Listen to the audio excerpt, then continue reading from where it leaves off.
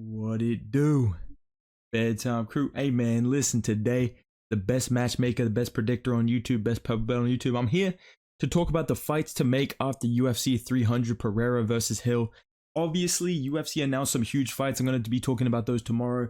Today, I want to talk about the big fights they should be announcing in the next couple of months from all the biggest winners and losers of the card. Let's get straight into it. First things first, Davis and Figueiredo, CGI got activated. Apparently, this guy beat Cody Garbrandt. I don't believe that happened. I mean, my boy Cody Garbrandt, how many times did he get chinned on this card? Exactly. I know you said 0. This is like Dora the Explorer. You guys get to talk along with me. But let's say Figueiredo, hypothetically speaking, did beat Cody Garbrandt. I want to see him versus Song Yadong. Obviously, Petr Yan would be a better matchup. Corey Sandhagen would be a better fight.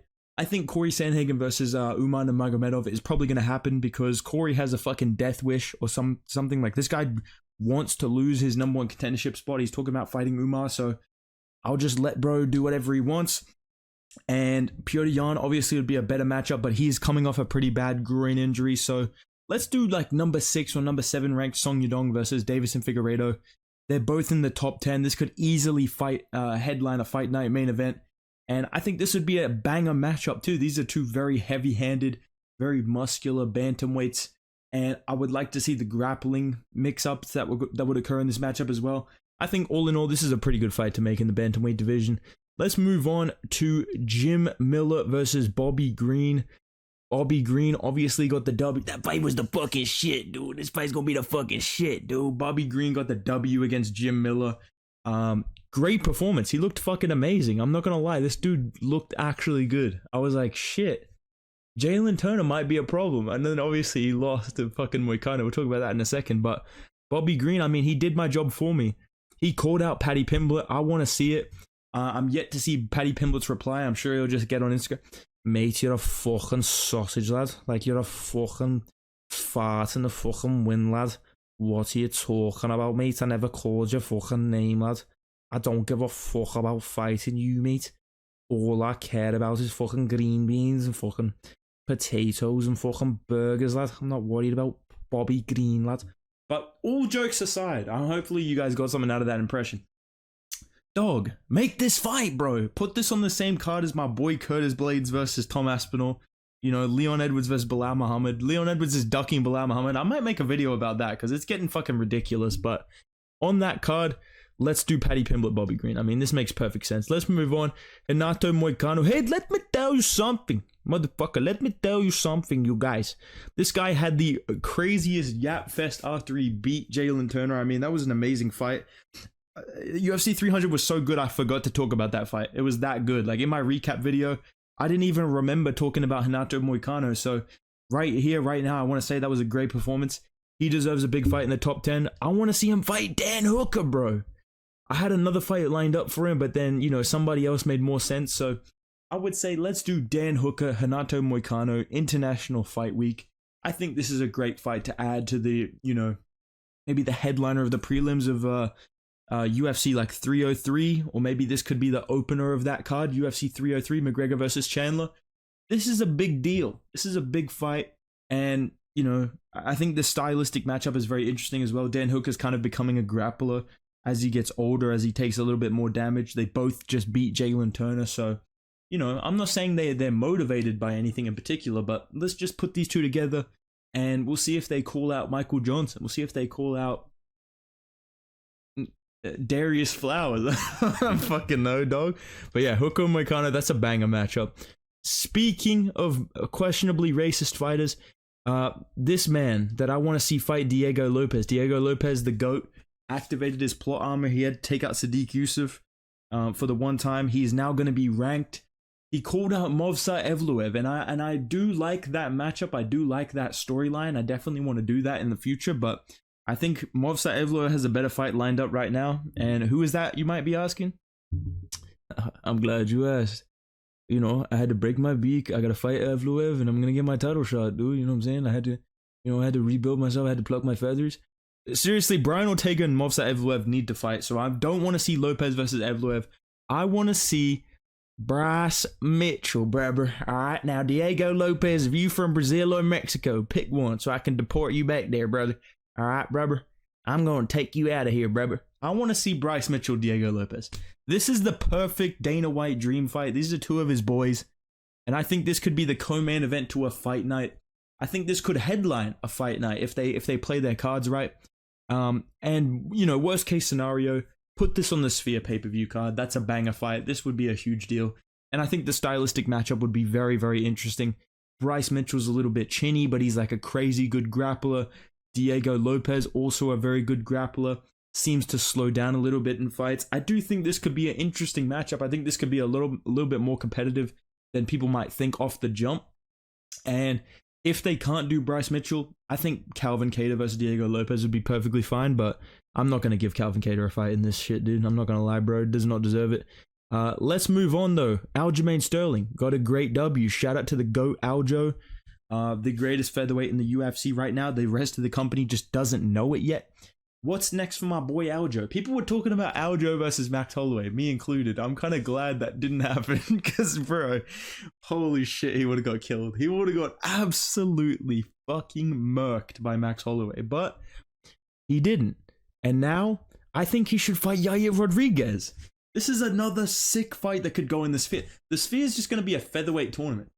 Just put Ilya versus Max as the main event. Do Evloev versus Ortega, the Eagle. I'm fighting so hard to not do the impression of him again. Do Rodriguez versus Aljo. Do Lopez versus Bryce Mitchell. I mean, come on. These are all fights that need to happen. And I think the way that Yair lost his last fight, Aljamain Sterling is a great way to prove that you've improved on that ground game. Or this is an easy fight for Aljo. If Yair Rodriguez is exactly the same as he was against Ortega, and he just has nothing on the grappling side, like he just gets taken down, he just doesn't fight to get up, he's throwing up too many submissions, he's giving up bad positions. This is a good matchup for Aljo to get a really high-ranked win, and in all honesty, probably a finish. Like, I think he could submit Yair Rodriguez. He looked pretty good against Calvin Kattar. Pause. So, I think Aljo versus Yair Rodriguez, that makes sense. And I don't want to put everything on the Sphere card. I think this could be a good, you know, UFC 302 fight. I know Yair Rodriguez kind of reps New Jersey. I think Aljo reps New Jersey as well. So maybe put this on 302. That'd be a banger fight. Let's move on to Alexander Rakic, who unfortunately, my boy Rakic, the Rakic Rangers, we got to chill out a little bit, boys. He lost to Yuri Prohaska. I am guy from Czech Republic. I am just guy from Czech Republic. He lost to the boy from the Czech Republic. Great fight, though. Great fight. Nothing to hang your head about. Good performance. He was winning that fight. He was landing good shots.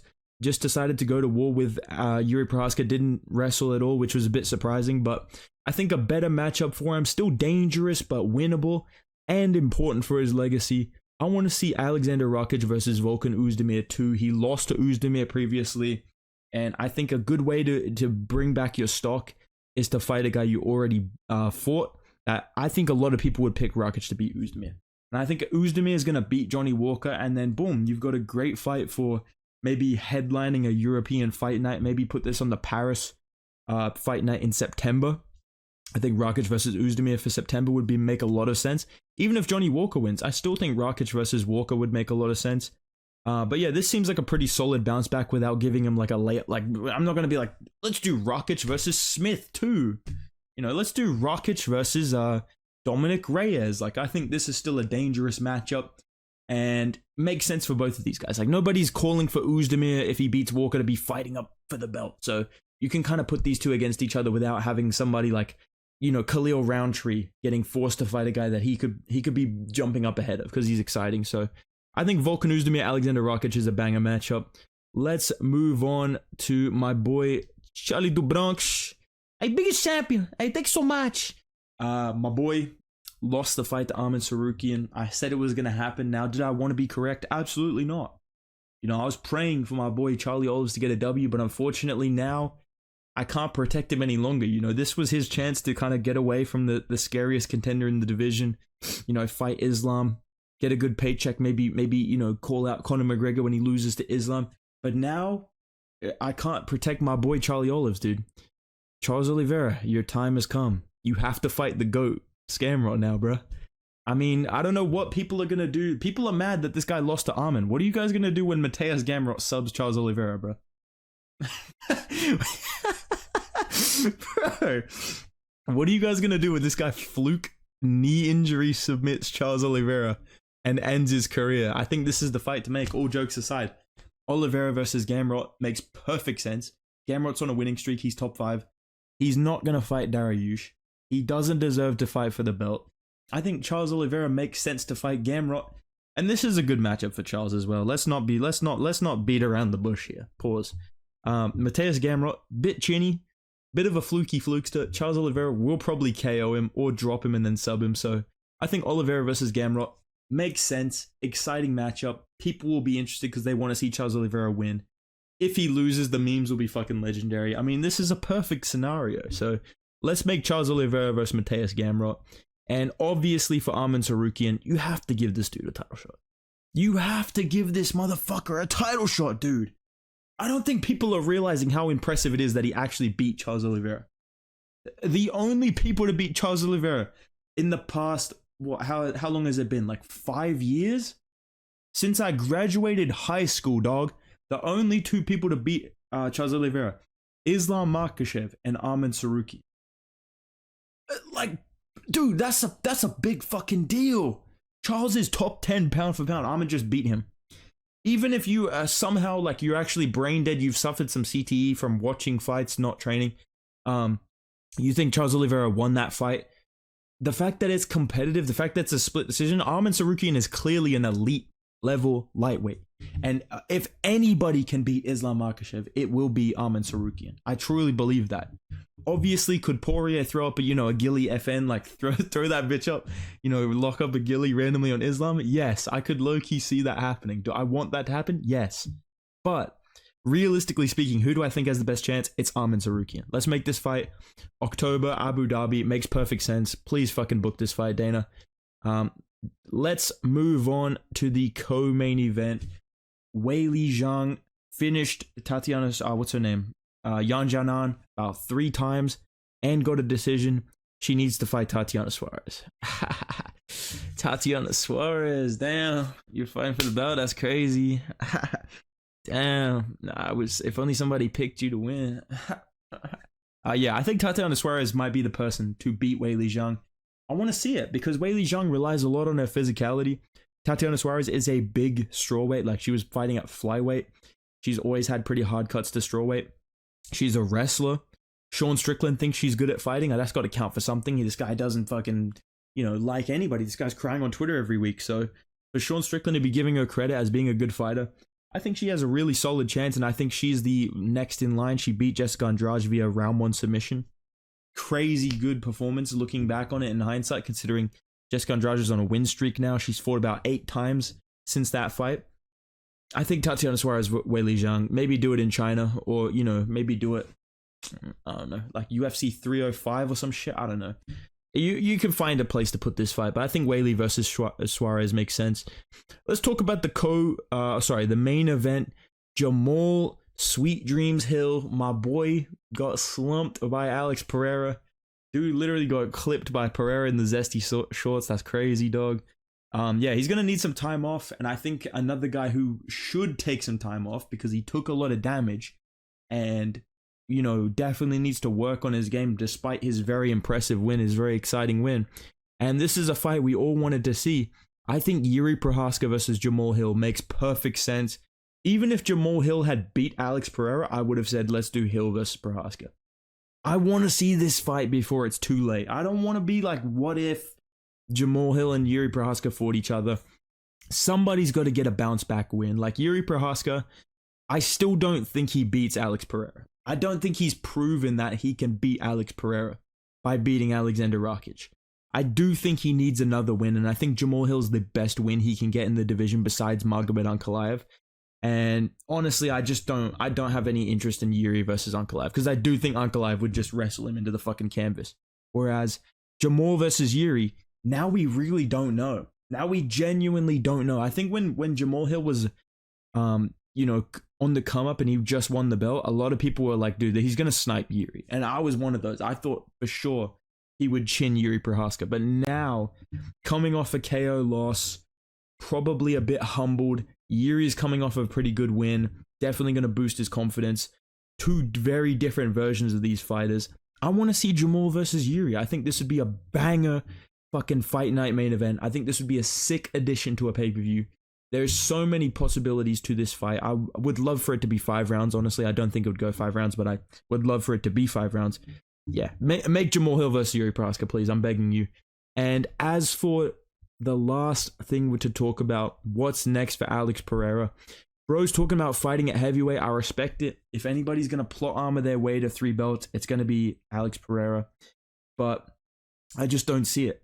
I just don't fucking see it. Unless the only way I see it is if John Jones gives up on the Stipe fight and says, you know what, I'll fight Alex Pereira. I think the UFC would say yes to that. I think maybe this is a crazy take. I think the UFC would say yes to doing John Jones versus Alex Pereira. I think they would be like, yeah, fuck it. Like, yeah, that's the only reason they would skip Aspinall if he doesn't want to fight Stipe anymore. Because, you know, they kind of do have the ability to pull the rug on Stipe whenever they want. Like, they can definitely just be like, bro, you got chinned by Ngannou. Like, you're not getting a title shot. You thought you were getting a title shot? Nobody. So, if somehow he Hail Marys his way into fighting John Jones, okay, cool. But realistically speaking, it should be Magomed Ankalaev. It has to be Magomed Ankalaev. This guy is on a crazy fucking unbeaten streak. Just like my boy Bilal Muhammad. Bilal, remember the name Muhammad, who's the next welterweight champion. He's on a winning streak. He can't be denied anymore. Do it at 301. Please, I'm fucking begging you. I don't want to main event this pay-per-view against Pantoja. Or, more likely than not, probably going to be in like March, April. Oh, it is April. Never mind. I'm fucking stupid. I'm sorry. It's like 10 p.m. Not in April. Maybe do it in like August or September. I think they could make this happen basically whenever they want. Let's do it. Alex Pereira, Magomed Ankalaev. These are the fights that I want to see after UFC 300. I also want to see Jalen Turner versus Drew Dober for unspecified reasons, but that's another video. Let me know what you guys think down below. What fights do you want to see after UFC 300? What did you think of the card? What do you think of my fights that I made? Who do you think wins these matchups? Let me know down below, and let me know what you guys think of the UFC 302 and 303 announcements. I'm going to be doing a video about that tomorrow, so subscribe for that. Go follow me on the gram at Bedtime MMA. I'll see you guys in the next video, man. Goodbye.